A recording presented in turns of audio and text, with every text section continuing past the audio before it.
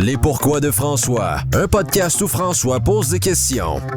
Une présentation d'Autogestion Optimum.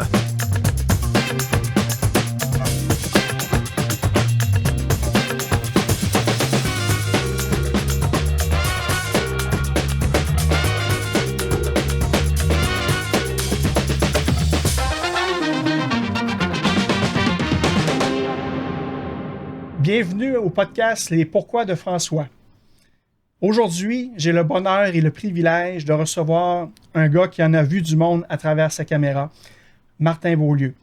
Un caméraman de carrière, un passionné d'images et probablement le seul type capable de cadrer une entrevue tout en donnant des conseils de vie entre deux prises. Mais Martin, c'est pas juste un pro derrière l'objectif. C'est aussi un véritable battant. Il vient de livrer et surtout de gagner son 2e combat contre le cancer. Et comme si ça ne suffisait pas, il a décidé de fêter ça en se remettant à la course. Oui. Octobre 2023, demi-marathon. Novembre 2023, le foutu cancer, comme il le dit. Décembre 2024, 5 km. Avril 2025, 10 km. Octobre 2025, demi-marathon. Aujourd'hui, on jase de résilience, de courage et de cette force tranquille qui le pousse toujours à aller plus loin. C'est un ami, un modèle et un gars dont je suis franchement fier de vous présenter. Bienvenue, Martin Beaulieu.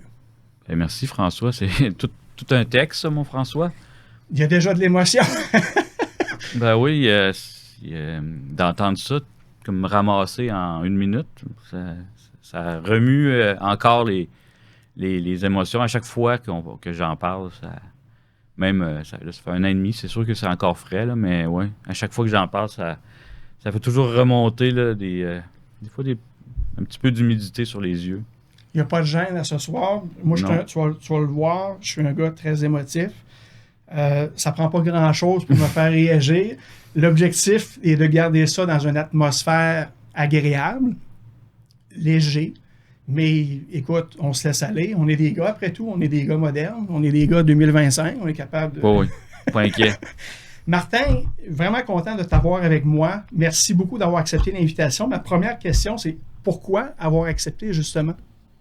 Ben, j'étais gêné de dire non. Non, mais j'ai trouvé, François, que tu as eu une bonne idée, puis je trouvais que tu avais du guts de faire ça, puis de dire, tu sais, hey, je me mets dans une zone que je connais pas, j'apprends des choses. Des fois, quand on passe la cinquantaine, on est confortable dans nos pantoufles, puis on a tendance à jouer toujours dans le même carré de sable. Fait que je trouvais ça intéressant que tu sortes de ton carré de sable, que tu te mettes un petit peu en danger, que tu apprennes des choses, puis que je voyais ta démarche aussi.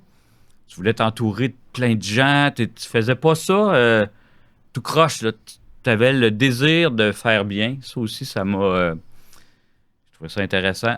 Fait que j'ai dit, ah ouais, on va donner un petit coup de main à François. Puis en même temps, ben c'est drôle parce que moi, je suis habitué d'être derrière la caméra. Oui. J'ai passé ma carrière, c'est plus de 30 ans derrière la caméra, d'être en avant comme ça, c'est peut-être dans les premières fois. Là.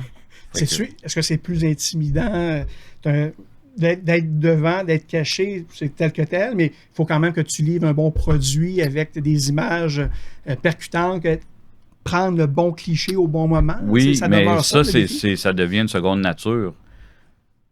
Comme n'importe quelle personne qui est professionnelle dans son domaine, à un moment donné, tu penses plus à ce que tu fais juste le faire bien. Ben, c'est un peu la même chose, tandis que là, être devant les caméras, c'est un peu plus intimidant. Donc, je comprends les gens, les centaines ou les milliers de personnes que j'ai filmées qui me disaient « Ouais, mais je suis pas à l'aise. » Puis moi, je leur disais « Non, il n'y a pas de problème. Il y a peut-être un petit problème. Ben, c'est pas un problème, c'est juste de s'adapter puis de de prendre son aise puis de faire comme si la caméra n'existait pas. En tout cas, on oublie ça. On est entre nous ce soir. Il n'y a personne qui nous regarde. Il n'y a pas de caméra. Il n'y a rien. On jase entre amis. C'est ça le concept de mon podcast. Je vais avoir des gens avec qui, des connaissances, des amis, des gens avec qui on va pouvoir échanger à la bonne franquette, tout simplement. Puis il n'y a vraiment pas de problème à ce niveau-là. Vas-y, François. D'entrée de jeu, j'ai la chance d'avoir un professionnel de la caméra. Comment tu trouves mon installation, Martin? Ben François, c'est franchement beau. J'espère que les gens aussi qui nous écoutent, ils apprécient. Comme je te disais, je te reconnais, là, tu voulais faire les choses bien. Ben, je pense qu'elles sont bien faites. Alors, écoute, moi, j'apprends des choses à tous les jours. Comme tu as dit tantôt, j'ai profité de mes expertises, de mes gens. Il y a toi, il y a d'autres personnes avec qui j'ai pu avoir des échanges. Donc, ça va être un peu ça, le concept, là, de pouvoir offrir un produit professionnel, entre guillemets. Tout ce qu'il y aura de non professionnel ici ce soir, c'est moi. Bon, ben, c'est ce qui va faire la beauté de la chose. Exactement, le naturel. Martin, écoute, tu as vécu des choses absolument incroyables. On est des amis depuis quelques années. Nos garçons ont joué au hockey ensemble. Ouais. Donc, c'est de cette façon-là qu'on s'est connus. On a joué à la balle molle ensemble. C'est vrai. Hein, tu étais un catcheur redoutable, d'ailleurs. Bon, j'enlèverais le mot redoutable. Je dirais juste un catcheur. Tu étais redoutable. On est des amis Facebook. Et puis, Facebook, bon, je ne suis pas tellement présent sur Facebook, mais il y a des choses, par contre, que je vois et qui me rendent, OK, là, je viens d'apprendre quelque chose à propos de tel sujet ou de telle personne. Ce que j'aimais beaucoup de Facebook, et ce que j'aime encore de Facebook, de tes publications d'avant tes problèmes de santé, c'était, les gens, ils ne comprendront pas là où je m'en vais, mais tes fameux clichés lorsque tu es dans des hôtels. Parce que comme caméraman, tu as travaillé pour différents médias comme pigiste et tu es appelé à aller un peu partout dans des hôtels. Et un des running gags que tu faisais et que tu fais encore, je crois. Ouais, là, j'ai pris une petite pause. Là. Je vous prépare quelque chose là, pour la fin de l'année, mais bon. C'était toujours la fameuse vue de ma chambre d'hôtel. Ouais. Et souvent, ça correspondait à un stationnement. Ouais. Mais je vais t'expliquer comment ça a fonctionné, Ouais. comment ça a débuté, ça, François, parce que, dans le fond, ça fait longtemps, là, j'en ai peut-être 200 ou 300 là, dans un album Facebook. En tout cas. Les gens vont trouver ça bizarre, mais ça a commencé en me faisant dire « Hey, Martin, ça doit être magnifique à chaque fois que tu arrives quelque part, tu es à ta chambre d'hôtel, tu as une belle vue. » J'ai fait, souvent, c'est des chambres d'hôtel, c'est pas des motels miteux, c'est des belles chambres, mais souvent, la vue est ordinaire. C'est un stationnement, c'est des lignes électriques.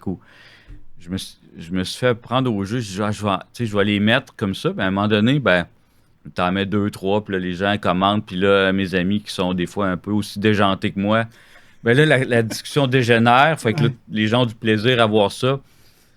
Puis là, maintenant, après peut-être 10-12 ans là, de photos de vue de chambre d'hôtel, les gens, mes amis, quand ils arrivent dans une chambre d'hôtel, ils pensent à moi, ils ouvrent la fenêtre, puis des fois, ils prennent une photo, puis ils me l'envoient ou ils mettent mon nom dedans. Donc, c'est comme, je suis comme pris dans ce tourbillon-là de vue de chambre d'hôtel. Puis, moi, à chaque fois que je rentre maintenant dans une chambre d'hôtel, la première chose que je fais, c'est je dépose ma valise, puis je vais voir, j'ouvre les rideaux, puis je regarde. Le trésor. Oui. Puis des fois, on est agréablement surpris, souvent pas surpris, mais... Mais ça, ce genre d'humour-là, Martin, je le reconnais. Je le vois, puis je t'ai connu de cette façon-là, un gars simple, pas compliqué, mais qui a une façon de rire des choses, puis d'amener, puis d'avoir une vue, puis je fais le parallèle avec caméraman. Ton travail, c'est de prendre un cliché d'un moment et de le présenter sous une certaine forme. Puis ça, pour moi, je veux faire le parallèle avec le 7 décembre 2024. Mm-hmm. Il y a ça va faire 1 an prochainement. Le 7 novembre... Le 7 décembre 2000... recommence, c'est le 7 décembre 2023. OK, oui, mais ta publication, c'est le 7... Décembre 2024. OK. Je veux faire le parallèle avec un événement qui est survenu dans ta vie au mois de décembre 2023, où tu as eu une mauvaise nouvelle. Une mauvaise nouvelle. Une très mauvaise nouvelle. Très mauvaise. Oui. Que s'est-il passé au mois de décembre 2023? Ben, en fait, ça a commencé au mois de novembre, où pendant que j'étais en train de réaliser un match de football à TVA Sport, avec toutes les caméras en avant de moi, en train d'être le chef d'orchestre de la production, j'ai senti des picotements du côté gauche de mon visage. Puis, à un moment donné, à la fin du match, là, je sentais mon visage, il bougeait plus. C'était vraiment... c'était presque paralysé. Fait que là, bon, j'arrive à la maison, je dis à ma blonde, hey, moi, j'aime pas bien aller à l'hôpital. Fait que là, je dis à ma blonde, je dis, ouais, je sais pas trop quoi faire, là, j'ai la moitié de mon visage là, qui est paralysé. Elle dit, ben là, on va à l'hôpital. Ben, c'est ce qu'on a fait. Hein? On C'est un bon réflexe. Oui, mais c'est pas le mien. Donc, on se retrouve à l'hôpital pour la première fois, à l'urgence. Là, le médecin, il envisage 2-3 options. Donne des médicaments, retourne à la maison avec plus de tests plus tard. Fait que je fais les examens, scans, trucs comme ça, pour apprendre, ben là, quelques visites chez le médecin sans savoir. Biopsie, au passage. Puis on se retrouve le 7 décembre assis dans le bureau du médecin pour apprendre puis se faire dire « Hey, ben Martin, t'as un cancer. Là. On ne sait pas encore c'est quoi exact précisément, mais c'est sûr que c'est une tumeur, c'est cancéreux, puis c'est ce qui cause la paralysie du côté gauche de ton visage. » C'était un deuxième cancer? Oui. C'est comme si... ben, t'encaisses... En fait, c'est drôle d'encaisser ça pour la deuxième fois. C'est comme si...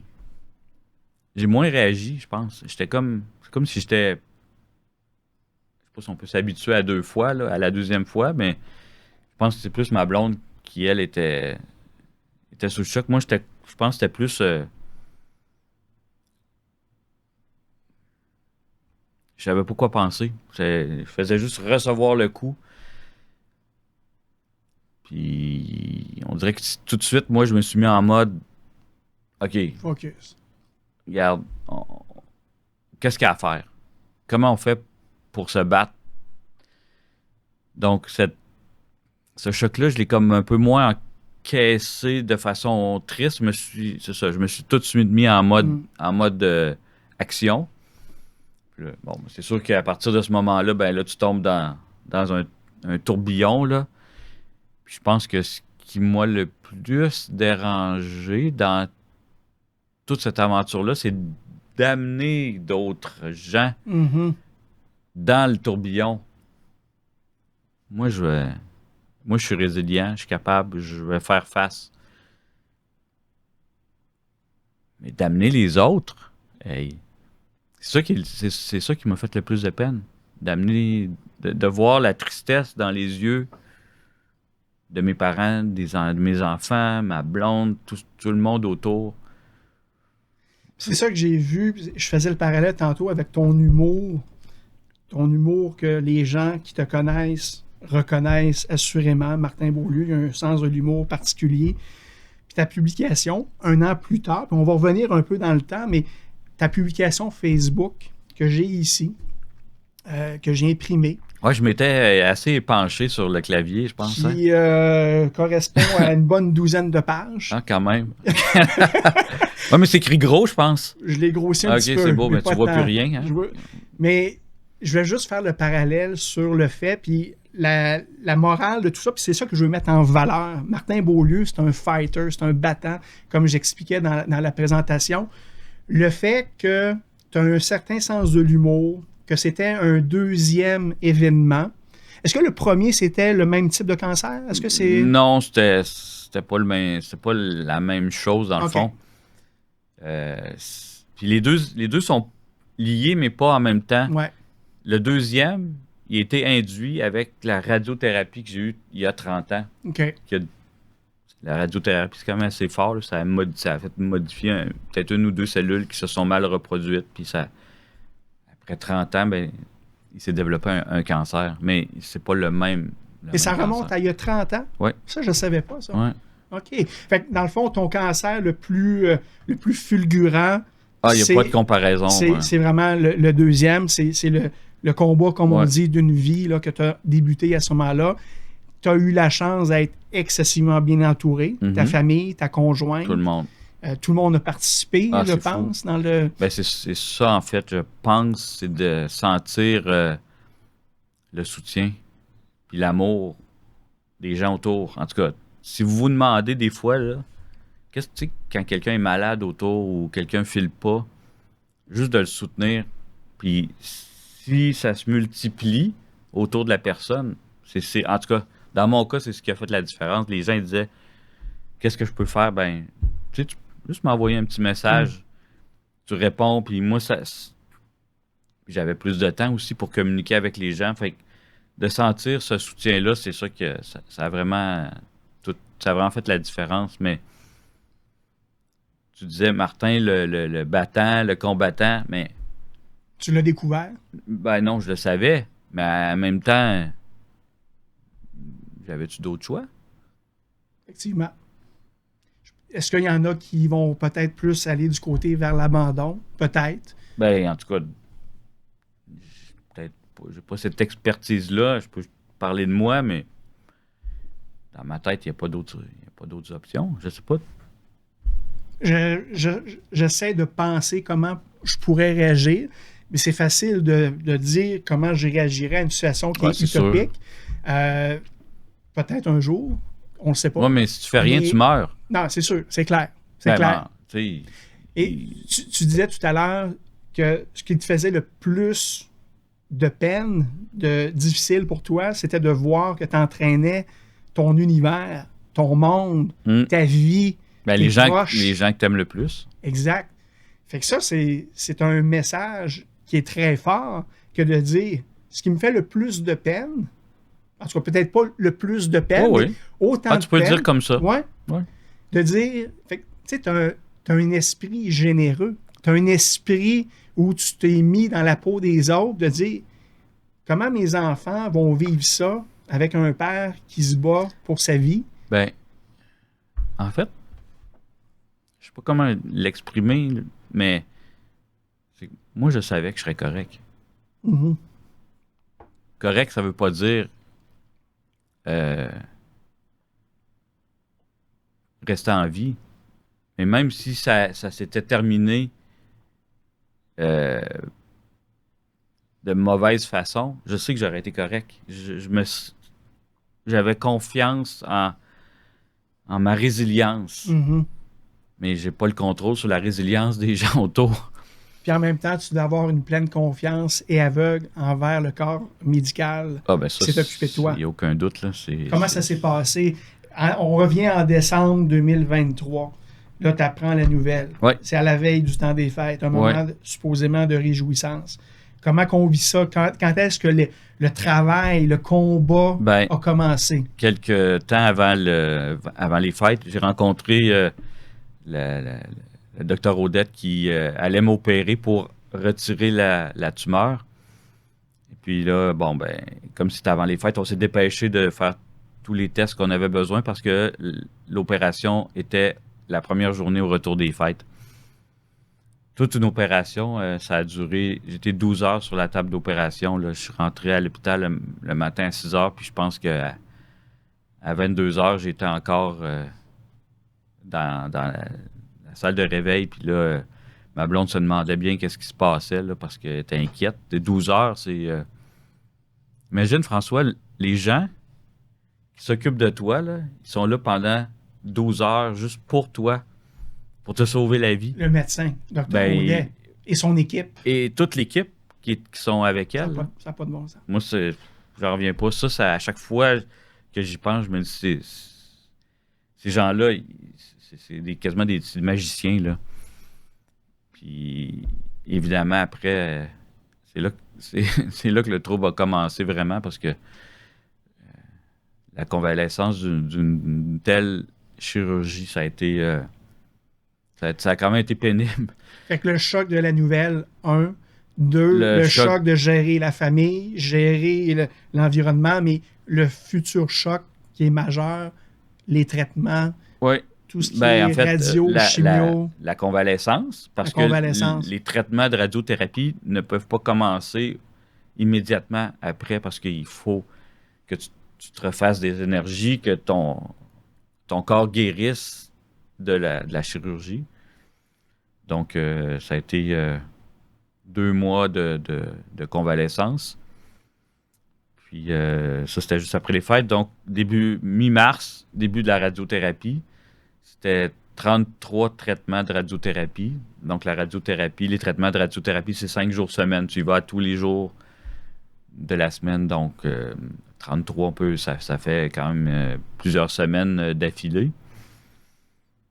Ça, c'était...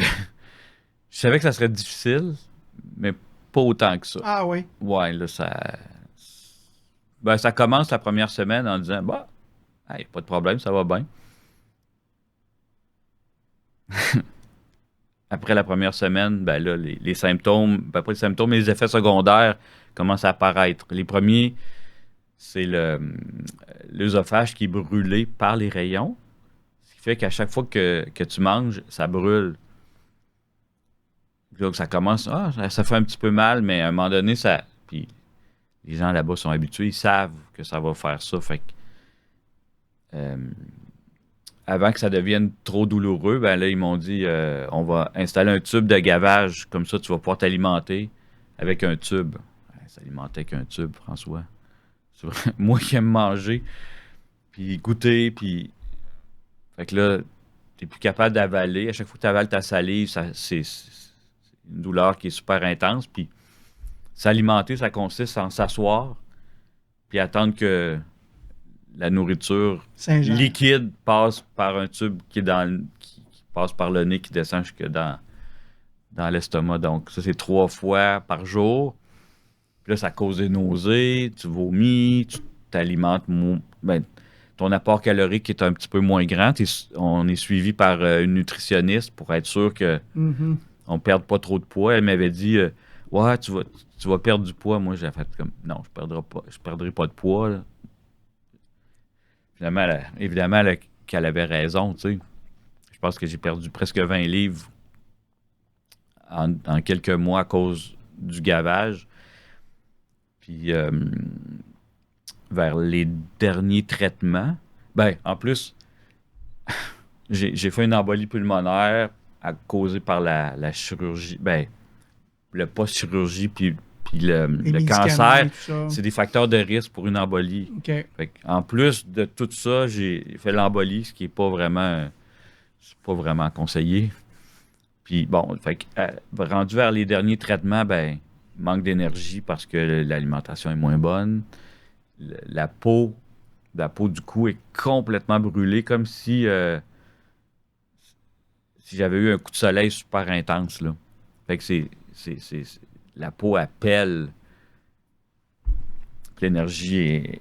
Puis moi, je me donne tout le temps des objectifs, mais des fois, ils sont plus ou moins réalistes, mais je pense, en tout cas, je m'étais fixé comme objectif de finir debout. J'ai pas réussi. Debout dans le sens aller ton dernier traitement ou revenir de ton dernier traitement sur tes 2 jambes. Oui, j'ai pas réussi. Les 2 derniers, ça a fini en chaise roulante.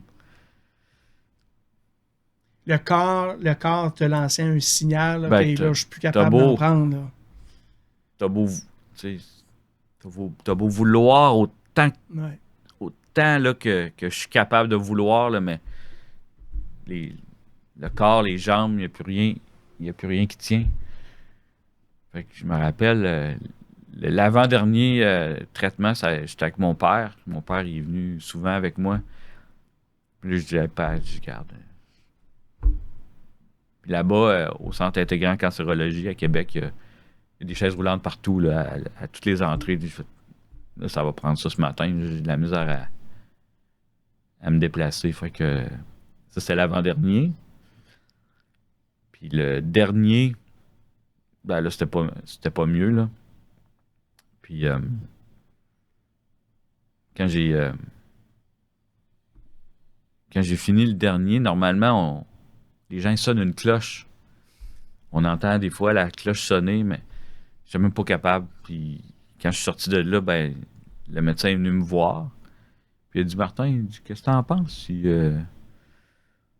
si on te gardait, tu sais, pour me réhydrater, refaire mes forces. Puis, là, ben, tu sais, À ce moment-là, le corps, il est très ouais, faible. Là. il n'y a plus rien il est qui à tient. terre. Il n'y a plus rien qui tient. Mais l'esprit est comment? Est-ce que Martin Beaulieu est le combattant qui a décidé, c'est pas vrai que je vais me laisser aller? Il est comment? Le corps il est à terre, mais est-ce que tu étais encore fort? Puis y avait-tu du découragement? Non, pas de découragement, mais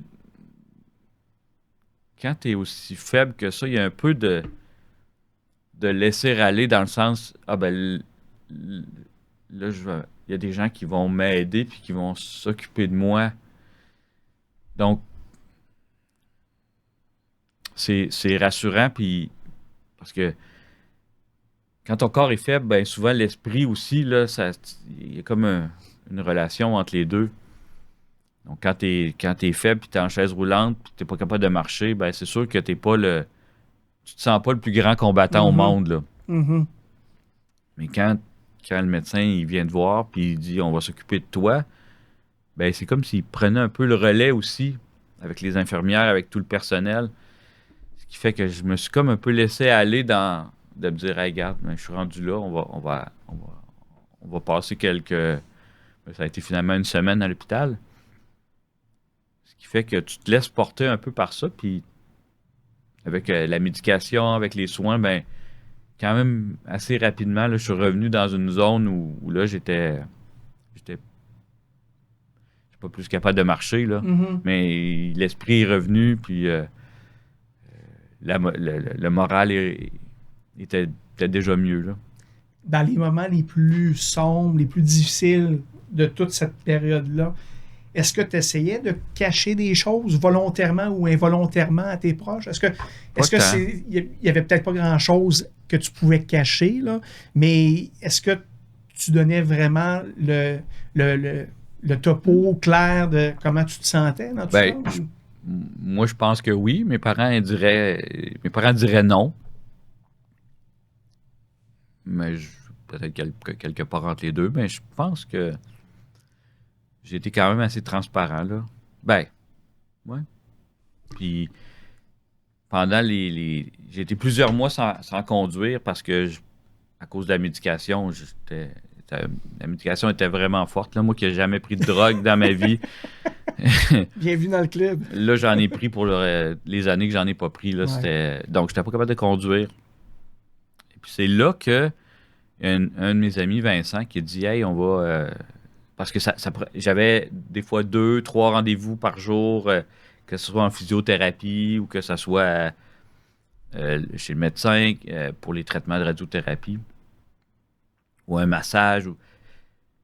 Fait que j'avais plusieurs rendez-vous dans la semaine, puis comme je n'étais pas capable de conduire, mon père en a fait quand même beaucoup, mais Vincent il est comme parti un groupe Messenger où moi, ce que je faisais à la fin, le dimanche, je mettais mes besoins de transport pour la semaine, puis là, les gens prenaient des transports là-dedans. Ce qui fait que dans la semaine, ben j'étais assis dans le salon chez nous, puis là, je voyais quelqu'un. Il y avait de la visite. Ben, j'ai eu beaucoup de visites, mais là, je voyais, c'était tout le temps une personne différente qui venait pour m'amener à mes rendez-vous. C'était fantastique, ça. Merveilleux. Puis, ben, des fois, c'est des gens que ça faisait un petit peu plus longtemps que j'avais vu. Puis là, donc, il y a des matins, j'embarquais dans la voiture, puis je disais, ben, tu sais, je m'excuse, ce matin, c'est pas un bon matin. Puis les gens étaient tout le temps respectueux. Je dis, regarde, t'as envie de parler, parle. Puis sinon, ben, moi, je vais te parler. Puis sinon, ben, on ira ensemble dans le silence, puis ça va être correct. Il y avait des meilleurs matins, il y avait des meilleurs.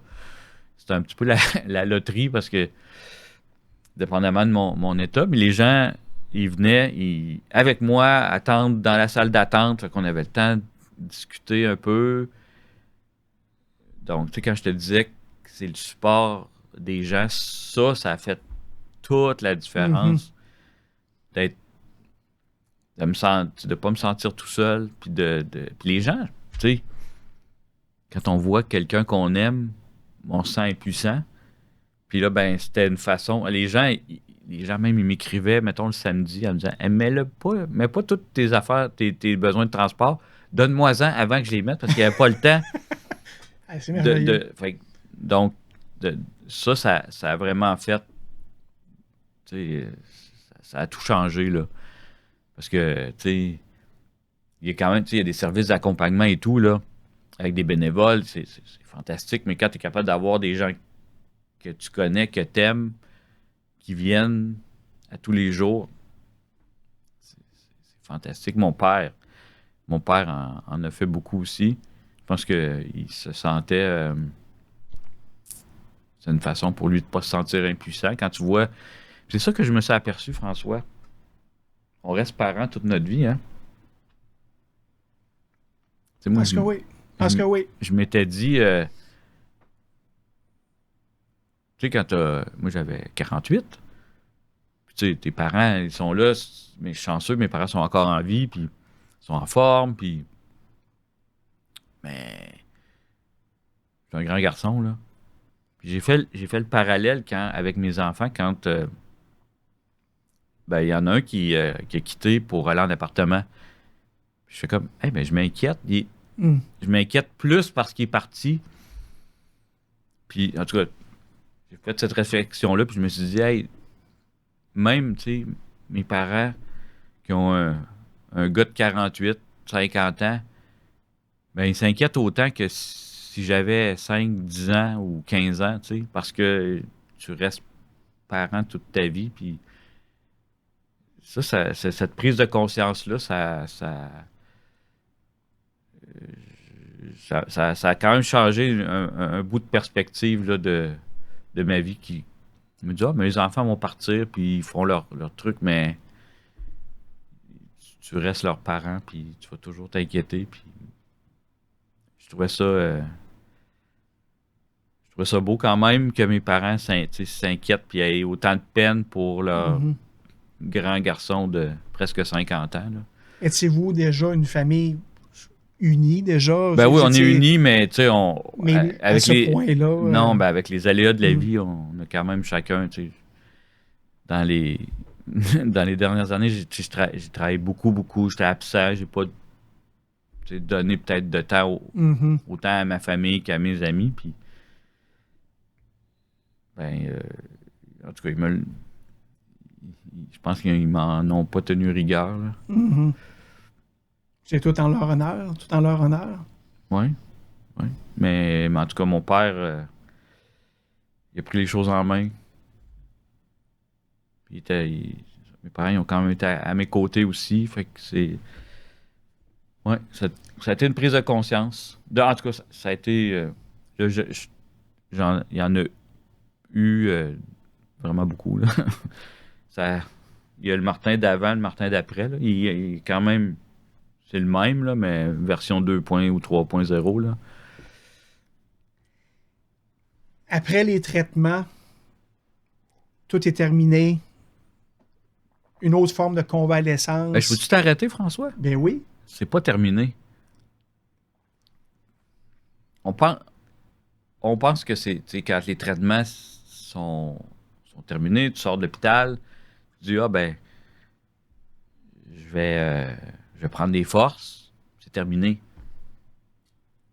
C'est ce que je me suis en fait, la personne, tout le monde dit, c'est terminé, mais moi aussi, j'étais convaincu que c'était terminé. Je me suis rendu compte que c'est jamais terminé, ça sera jamais terminé. C'est pas une histoire qui se termine. Il y a des éléments qui se terminent, mais le livre, il reste ouvert. Il reste ouvert. OK. C'est un peu ce qui m'a surpris. C'est quelque chose que je m'attendais pas. Dans ma tête, moi, j'allais prendre l'été pour me refaire des forces. J'allais retourner travailler au début de l'automne. C'est ce qui est arrivé. Mais pensant que, tu sais, quand tu dis, ben, je vais retourner travailler, la vie va reprendre son cours. Puis naïvement, tu penses que tu sais, tout va être derrière comme un cauchemar ou une Mhm. mauvaise histoire. Mais finalement, c'est ce qui m'a surpris, c'est que il en est resté plus que je pensais tu sais, Des séquelles il y a des séquelles physiques, là. physiques et psychologiques. Ouais. Fait que ça, c'est le bout où tu sais, je suis retourné travailler pensant que, naïvement, que tout allait rester derrière. Finalement, j'entraîne un petit peu plus que je pensais, là. Puis Mhm. j'ai eu l'occasion de discuter avec des gens qui ont vécu aussi le cancer comme ça, puis c'est le constat qu'on a fait, que j'ai fait avec ces gens-là, c'est que c'est pas fini. Pour les gens autour, c'est plus fini que pour nous. C'est à tous les jours, quand, quand je mange, quand je parle, quand je me regarde dans le miroir, quand on me demande de sourire pour une photo où là, je suis pas vraiment capable de sourire, ou quand il y a mon œil gauche va échapper une larme parce que, bon, la paupière, elle ferme pas comme avant. Donc, il y a comme plein de petites choses Mhm. qui viennent toujours me rappeler que c'est plus comme avant. Mais tu es toujours aussi beau qu'avant. Ça, tu l'as dit dans ta page Facebook. Ben, ça, c'est à toi de juger, François. Mais non, mais Mais, tu te voyais un peu différent, mais ouais. tu te voyais tout aussi beau et les gens te trouvaient tout aussi beau. Ouais, ben, je pense. Une autre forme de beauté. On peut-tu dire ça comme ça? Ouais, mais il y a un bout faut que. Je suis pas très. Monsieur, j'accepte tout. Je suis plus Ouais, monsieur. Je lutte, je combats, je résiste. C'est le bout que je dois. Je sais pas, j'ai de la misère à accepter. Je sais pas, tu sais, il y en a qui vont dire t'as-tu tu sais, le sentiment assez injuste? Ça, moi, je vis pas le sentiment d'injustice, là. La vie est injuste pour tout le monde, là. Chacun a son lot de malheur ouais, dans sa vie, là. Quand on croise des gens, ben, c'est pas écrit dans leur visage, j'ai eu, tu sais, j'ai vécu ou j'ai subi ou c'est pas écrit. Chacun porte bon, à différents niveaux, mais tout le monde a perdu quelqu'un qui ouais, aimait. ouais. Bon, ben, moi, ça a été cette épreuve-là. Mais c'est sûr que dans mon quotidien, j'ai à, j'allais dire accepter, mais je pense que je serai jamais capable d'accepter. Puis, Y a-tu la fameuse question pourquoi moi qui non, revient? non, moi, Pourquoi j'ai pas pas lui? ça. Puis pourquoi. Non, Euh, non, j'ai pas ça. Mais c'est plus apprendre à vivre de façon un peu plus zen avec ça. Fait que j'essaie de. Le mot accepter, je l'ai tassé de mon vocabulaire. Puis on m'a plus suggéré d'y aller avec le mot adapter. ouais, S'adapter. J'essaie de m'adapter à mon nouveau quotidien, à essayer de comprendre qu'est-ce que. Quand les émotions. Tu sais, quand je vais parler, puis là, je vais pas être satisfait de ma diction parce que il y a une des élèves qui a pas fait ce qu'elle devait faire. Puis à chaque fois, ça me rappelle ce que j'ai vécu, ça me rappelle que je suis plus comme avant, ça me rappelle que là, bon, j'ai des limitations. Je sais pas, peut-être que c'est trop récent pour que j'ai pas ce niveau de zénitude là, par rapport à ce qui s'est passé, mais c'est un travail quotidien pour essayer de m'apaiser. En fait, c'était le mot que j'avais choisi pour mhm.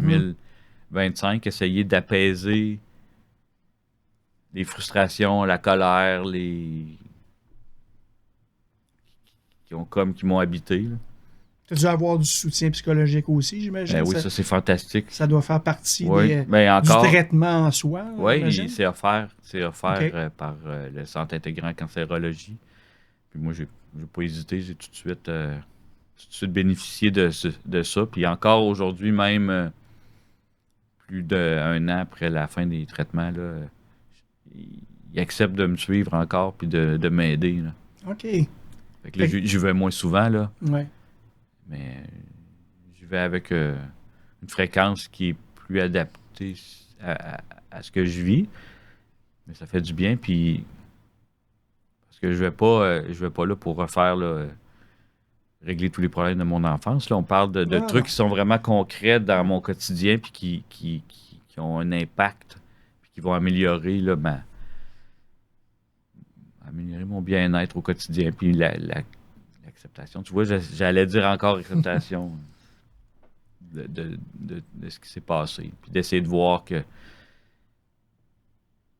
il y a quand même des belles choses à travers. Puis la vie est quand même.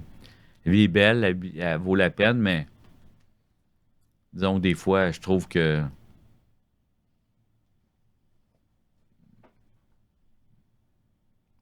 il y a des petits bouts que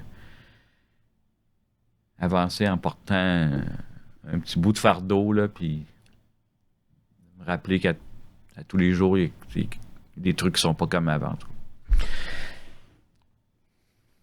Il y a un bout que probablement que c'est juste le temps qui va faire que ça va s'arranger. Ça reparlera dans un an. Tu me réinviteras là, quand tu auras fait 20-30 invités. Là. Martin, le 7 décembre, il y a un an. Ouais. Qu'est-ce qui s'est passé le 7 décembre 2024? Le 7 décembre 2024, ça faisait exactement un an que j'avais eu le diagnostic, le coup de massue. Ça faisait un an que je l'avais eu. Puis je m'étais dit, hey, cette journée-là, on va s'organiser pour que ça soit significatif. Donc, j'ai décidé que j'allais m'entraîner et que j'allais revenir à la course à pied, puis que le 7 décembre, un an plus tard, j'allais courir 5 km. C'est un beau projet, mais quand tu es en chaise roulante, 6 mois auparavant, ben, il faut quand même que tu t'y mettes pour réussir à faire 5 km. Donc, je me suis entraîné. Puis le 7 décembre, ben, avec ma blonde puis un de mes garçons, on a couru 5 km. C'était... Hey, Une délivrance. ouais. Ben, j'ai fini, je pleurais, là. C'était comme toute l'émotion de cette année-là qui est sortie après la course. C'est clair. Ça a fait ça a fait du bien de sortir là, l'excédent puis les émotions ramassées, refoulées pendant un an. Là, ça, on dirait que ça a tout sorti. Ça a été libérateur, ça a fait du bien. Puis en même temps, je me suis dit, hey, je suis sur mes deux jambes, là, puis je suis revenu, là. J'ai fait 5. Bon, je me suis pas arrêté là. J'ai dit, bon, on va faire 10 au printemps, puis le demi-marathon au mois d'octobre. C'est ce que j'ai fait. Est-ce que l'équipe médicale, les médecins qui te suivent te disent go, go, go? Oui. Ou te disent vas-y mollo? Non, vas-y, comme respecte ton énergie, ta condition, mais OK. vas-y, puis comme je courais déjà avant, ben c'est sûr que c'était moins problématique, là. À ta publication Facebook, tu disais le 7 décembre, après avoir fait ton 5 km, puis de fait ton roman, que j'aimerais que tout le monde puisse lire, tellement c'est touchant. Moi, j'en reviens pas encore. Tu parlais de rémission. Ouais. Est-ce qu'on parle de rémission vraiment à partir de... Je connais pas ça. C'est à partir de quand on parle d'une rémission? Est-ce que c'est... Je suis pas un expert, là, mais la rémission, elle commence le jour où tu finis tes traitements. OK. Puis pour qu'ils disent que tu es en rémission complète, donc les chances que ça revienne au bout de 5 ans sont presque nuls, ou en tout cas, disons qu'ils sont vraiment diminués. Donc, c'est pour ça qu'on a le fameux 5 ans là, qu'on doit faire. Puis c'est ce que mon radio-oncologue m'a dit. Il dit, on a un contrat, toi et moi, pour 5 ans. Je suis bien tombé. Puis à quelle fréquence vous voyez? Ben là, on se voit aux 6 mois. Puis il semblait me dire que ça allait être aux années ensuite. Là. Est-ce qu'il y a encore un volet médication que tu dois prendre? Ouais, pour une forme de maintien? Ben, ou, c'est plus des... C'est pas vraiment... C'est une médication qui m'aide là, un petit peu avec les espèces de raideurs là, que je peux avoir qui vont être permanentes, là, mais c'est pas, mettons, j'ai pas de douleur. C'est pas des antidouleurs. Puis, donc, la médication, c'est pas vraiment un enjeu. Là. Donc, actuellement, tout ce qui se passe est positif. Les médecins sont satisfaits des résultats, de la réponse que tu as eue au traitement. Oui. Toi, tu es content que ça soit derrière. Puis, la morale est bonne. Quoi, quand je vais... Il faut que je raconte ça. Ça, c'est... Le premier... Parce que tu finis les traitements de radiothérapie, mais avant qu'ils puissent faire un examen complet, ça prend quelques mois parce que les tissus sont tellement irrités que de toute façon, ils ne verraient pas comme il faut ce qui... Donc, quelques mois plus tard, tu vas passer un scan. Mais là, tu n'as pas les résultats. T'attends, il t'appelle, bon, vous auriez rendez-vous telle date avec le radio-oncologue. Et c'est un peu l'inconnu.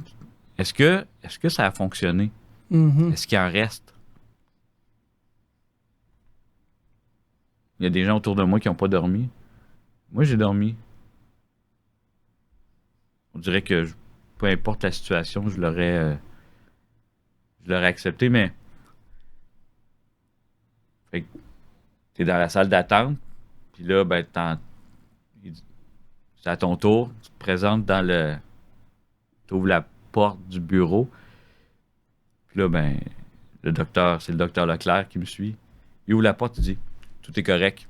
Je fais, il dit, moi, je veux pas... Comme ça? Oui, ben, il dit, je veux pas que les gens attendent. Fait que je te le dis tout de suite que prendre le temps, bon, on va s'asseoir, bonjour, hein. Il annonce la bonne nouvelle tout de suite. C'est-tu comme ça qu'ils t'ont annoncé la mauvaise nouvelle aussi? Non, la mauvaise nouvelle, c'était pas... C'est plus... Ils prennent des gants blancs, ben oui. Okay. Mais la bonne nouvelle, parce que tout le monde attend cette bonne nouvelle-là, fait que j'ai vraiment apprécié cette façon de faire où tu ouvres la porte, il y a un grand sourire, il dit « Martin, tout est correct. » Il dit « C'est fini. » OK, wow. Encore là, c'était comme un trop plein d'émotions. Là. Sur ma blonde, elle pleurait. Mais il y a beaucoup d'émotions, c'est normal. Là, mais on dirait que c'était trop... Il a fallu que je le digère sur plusieurs jours. Mais... Aujourd'hui, tu regardes vers le futur, tu regardes en avant de toi, c'est positif. Il y a des belles choses, ben oui, des projets. Je regarde pas trop loin. J'essaie de regarder un petit peu plus proche, peut-être à court-moyen terme, puis m'assurer que ce court-moyen terme-là, il soit beau. Est-ce que c'est quelque chose qui a changé avec ce que tu as vécu? Ben, est-ce qu'auparavant, tu étais celui qui voyait je voyais plus loin. J'avais souvent des projets sur... Je me projetais vraiment sur une longue période. Là, on dirait que... Je ne sais pas si ça fait ça pour les autres personnes, mais j'ai de la misère à me projeter loin. Je m'organise pour être heureux aujourd'hui. Si je suis heureux aujourd'hui, ben je vais être heureux demain, puis après-demain. Au jour le jour. Ouais. C'est une belle attitude. C'est une belle attitude. Ça a un peu... Ouais. Ça fait partie de la nouvelle version. Martin Beaulieu, point 2. Et pas là, ouais. Mais écoute, c'est le fun d'avoir ce positif-là, d'avoir ces projets-là, de voir qu'au quotidien, tu es capable de peut-être en faire un peu plus, un peu à tous les jours. Tu as couru un 5 km, tu as couru un 10, un demi. Jusqu'où tu vas t'arrêter? Est-ce que tu vas pousser le tout jusqu'à un marathon complet. Non, On sait là, pas, je trouve que je l'ai poussé, là. C'est correct. Fait que t'as atteint ce que tu voulais accomplir. Ouais, ben là, je sais puis je suis en forme, je sais que je suis capable de. Je me suis prouvé à moi-même que j'étais capable. Donc, je vais continuer dans cette voie-là, mais peut-être en étant un petit peu plus bienveillant envers moi-même, là. Quand je parle à Martin Beaulieu aujourd'hui, est-ce qu'il y a quelque chose que Martin Beaulieu dirait à Martin Beaulieu d'il y a 2 ans? Est-ce qu'il y a quelque chose qu'il aimerait lui dire? Est-ce qu'il y a quelque chose qui... Un conseil? Un mot d'encouragement? D'être plus indulgent envers lui-même.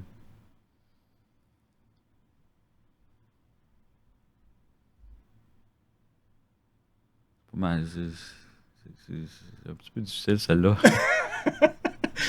J'essaie de faire... on va aller plus dans la légèreté Ouais. pour conclure. Il y a vraiment, écoute, c'est une histoire absolument incroyable. On pourrait passer des heures à se parler. Puis il y aurait tellement de questions puis de pourquoi que j'aimerais... Les pourquoi de François. Les pourquoi, c'est ça la thématique, effectivement.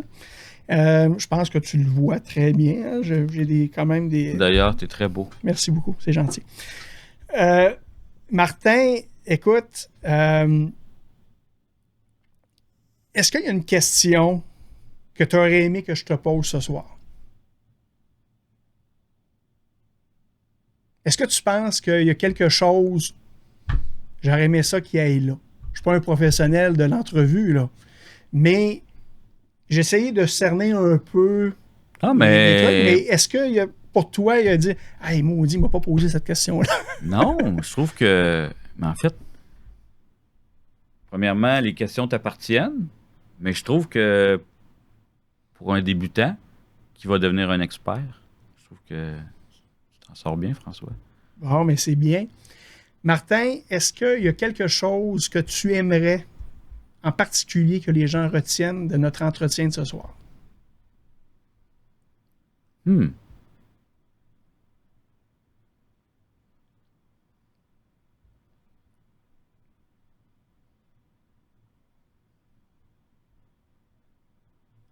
Ben, peut-être que quand les gens autour de nous vivent une épreuve, de ne pas minimiser les petits gestes de soutien qu'on peut apporter. Il y a des gens qui m'ont dit Hey, je savais ce que tu veux, mais je t'ai pas écrit, je voulais pas te déranger.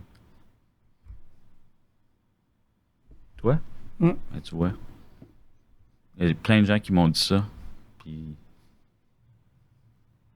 Hey. On ne c'est sait la- pas comment réagir. Ben, mais ben, ta question est bonne parce que c'est quoi le message? Faut pas minimiser les petits gestes de soutien, juste de dire Hey, c'est niaiseux, là, juste d'écrire, là, puis de dire Hey, je pense à toi un matin. Hey, juste ça. Mais t'accumules ça avec d'autres petits gestes comme ça. Il y a des gens qui m'ont appelé que ça faisait des années, puis ils ont pris le téléphone, puis Hey, qu'est-ce que c'est ça? Qu'est-ce qui se passe? Wow! Mais tous ces petits gestes-là, mis bout à bout, c'est ce qui a fait la différence. C'est cette accumulation-là. Donc, chaque petit geste comme ça a une grande, grande portée. Tu viens de me donner une leçon incroyable parce que pour moi, c'est toujours quelque chose que c'est dans ces situations-là. Mais on ne sait pas quoi faire. Ben, même moi le complètement. premier, mais là, je me sens outillé, par exemple. Ouais. Puis je te dirais que je réagis vraiment différemment quand j'entends quelqu'un vit une épreuve. Ben, on dirait que c'est peut-être la plus grosse différence c'est peut-être la plus grande leçon que j'ai tirée, là. C'est justement de ne pas hésiter, puis de juste d'écrire un petit appel téléphonique. Ça fait toute la différence. Ce que je faisais pas avant, Mhm. mais que je fais maintenant. Parce que je sais que ce petit geste-là a un impact vraiment, vraiment, vraiment grand. Dans mon introduction de mon émission, de mon podcast, C'est pourquoi de François, que j'ai diffusé déjà, je parlais, pour présenter mon podcast, je disais que je voulais qu'on puisse, à chaque invité, être capable d'avoir un apprentissage, avoir une petite, un petit take, un petit quelque chose qu'on va se rappeler, un petit sourire, ça peut être une phrase, ça peut être n'importe quoi. Et moi, d'avoir eu la chance de t'avoir en face de moi, ben là, tu viens carrément de me toucher en me disant, ben, écoute, tu aurais pu faire telle chose. Ben, j'ai pas dit que tu aurais pu. Mais j'aurais dû. Mais je savais pas comment, puis j'étais pas... Puis pour moi, c'est quelque chose que je vais me rappeler pour le futur, parce que peut-être que je vais être confronté à des situations de la sorte encore, de près ou de loin. Là. Mais tu sais, on a souvent ce réflexe-là, tu sais, quand on apprend, mettons, que quelqu'un a perdu un proche, on a souvent tendance à faire un peu d'évitement puis dire hey, ben, je le dérangerai pas. En tout cas, peut-être chaque personne réagit différemment, mais je pense qu'il faut essayer de passer par-dessus cette gêne-là puis cet inconfort qu'on a face à la tristesse ou au malheur des autres. Des fois, il faut juste faire le pas supplémentaire puis essayer de trouver ça peut être un grand geste, un petit geste, mais faire quelque chose, mais il faut passer par-dessus cet inconfort-là. Une grande leçon pour moi ce soir. C'est un privilège de t'avoir eu, Martin, comme invité. J'aimerais terminer, parce que moi, j'ai un petit segment un peu plus loufoque. On peut dire ça de même dans mon émission. Je vais avoir toutes sortes d'invités au fur et à mesure des prochains jours, des semaines à venir. Et il y a une chose que je veux demander à tous mes invités. Vas-y. Parle-moi d'un coup de cœur. Ça peut être n'importe quoi. Une ville, un vin, une chanson, une musique, un artiste, un livre. Mon métier. Whatever. Mon métier. Ton métier? Mon métier, c'est mon coup de cœur. Je fais ça. Hey, j'avais 5 ans. Je suis allé visiter des studios de télé, puis j'ai dit à mes parents, c'est ça que je veux faire plus tard. Je veux être caméraman. J'avais 5 ans. Puis j'en ai 50, puis je fais ça encore. Puis j'aime encore ça. Je fais ça trop de jours par semaine, plus qu'à temps plein. Fait que mon coup de cœur, c'est mon métier. Ça m'a permis de faire le tour du monde, de voir des choses que jamais j'aurais pu voir. Des stationnements dans des d'hôtels, voir, rencontrer des gens, vivre des aventures autant loufoques que des fois un peu très dangereuses, mais c'est au-delà des gens qu'on aime autour de nous, là. Fantastique. Mais ouais, mon métier, je dirais que c'est mon coup de cœur. Très beau, très belle histoire. Est-ce que tu aurais une question, Martin, sans savoir c'est qui mon prochain invité, mais est-ce que tu aurais une question à lui poser? Ah! Mm-hmm. Ah! Ben, tu lui poseras la même question que tu m'as posée en début d'enregistrement. Pourquoi tu as accepté? Ça fait partie de mon setup. Ça fait partie de la question. Ah oui, c'est des questions? C'est déjà inclus dans le prix. Là. T'aurais-tu une autre question? Bon, tu l'enlèveras. Ça vient pas, c'est pas grave. Non, c'est tough, hein? Ça peut être une question banale, ça peut être une niaiserie, ça peut être... Ouais. Pendant que tu penses, je vais te poser une autre question. Ouais. On va terminer là-dessus. Dans mon segment un peu loufoque, à la fin de chaque entrevue, j'aimerais ça que mon invité me donne un mot. Puis je te fais confiance pour que ce ne soit pas trop difficile, que je devrais passer dans la prochaine entrevue. OK. Un genre de défi que tu me lances. Ouais, ben, tu sais que ça, on fait ça pour le vrai, hein? À la télé. Ah oui? Ben oui, des challenges, à dire, t'es-tu game de dire tel mot? J'ai des collègues, j'ai mon ancien collègue Alain Laforêt à TVA, on s'amusait à lui donner des mots, puis il y en a qui sont fantastiques pour passer ces mots-là. sans que personne s'en rende compte. Alors, le mot que tu auras à dire, ce sera le mot crevette. OK, crevette. Ben, écoute, je vais me prendre une note. Je vais me prendre une note là-dessus, c'est certain. Puis, ça va... c'est un beau défi. Est-ce que c'est parce que tu aimes les crevettes, Martin? Non, parce que je sens que ça peut être un petit défi. Là, dépendamment qui est ton invité, peut-être que ça si tu parles de bouffe avec ton prochain invité, ça sera certainement facile. Peut-être tu iras dans ce sens-là, tu pourras choisir. Mais... C'est la beauté du concept, c'est que tu ne sais pas ça va être qui Non. mon prochain invité. Non. Alors, c'est pour cette raison-là que je ne veux pas en dire trop. Alors, là, je vais être obligé d'écouter le prochain épisode. Et voilà, j'avais pas vraiment prévu, mais le bon. Mais c'est ça qu'on veut. C'est ça qu'on veut. Donc, il va y avoir une continuité à tout ça. Okay. Donc, ça va être un fil conducteur à chaque... T'avais-tu une question? Pour toi, oui. Comment tu as trouvé ta première expérience avec les caméras? Parce que c'est l'aboutissement de plusieurs mois de travail pour toi, là. Vraiment. Donc, comment tu as trouvé ta première expérience? Est-ce que tu as des choses que tu corrigerais ou comment tu t'es senti? Premièrement, comment tu... Hey, j'aime ça, je prends le contrôle, là. Ah oui. Je prends le contrôle du podcast. Enfin! Non, mais comment tu t'es senti? Comment tu te sens, là, à la fin de cette première écoute, je me sens soulagé. Honnêtement, là, je me sens soulagé. Les gens n'ont pas idée à quel point c'est de l'énergie faire un podcast. Moi, au départ, je me disais, bon, OK, c'est facile, je me mets devant un invité, puis on jase. Mais il y a beaucoup plus que ça, puis j'ai un côté un peu trop perfectionniste, peut-être. Je veux que les choses soient bonnes dès le départ. Oui, regarde, il avait pris quand même plusieurs notes, là. Oui, j'ai pas touché... mais c'est ça, fait que j'ai voulu bien m'entourer, puis tu fais partie de ça. Ben, merci.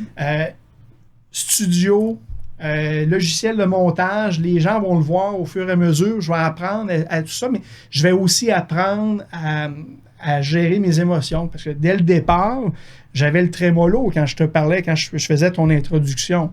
À quelques moments, j'ai flanché, mais... Mais non, mais change rien. Je suis comme ça. Ben, c'est ça. Les gens t'aiment pour ça. Ben, je pense que oui, mais honnêtement, pour moi, c'est un défi, c'est un challenge. Écoute... Ben, c'est relevé, François. Ben, je veux juste... Merci, puis c'est gentil. Puis j'ai eu un conseil de mon agente, qui est ma conjointe, qui m'a dit, toi, François, là, souvent, tu veux trop penser à ce que tu vas redire, puis t'interromps les gens. Ben, ma plus grande fierté, je pense, ce soir, c'est d'avoir réussi à être vraiment...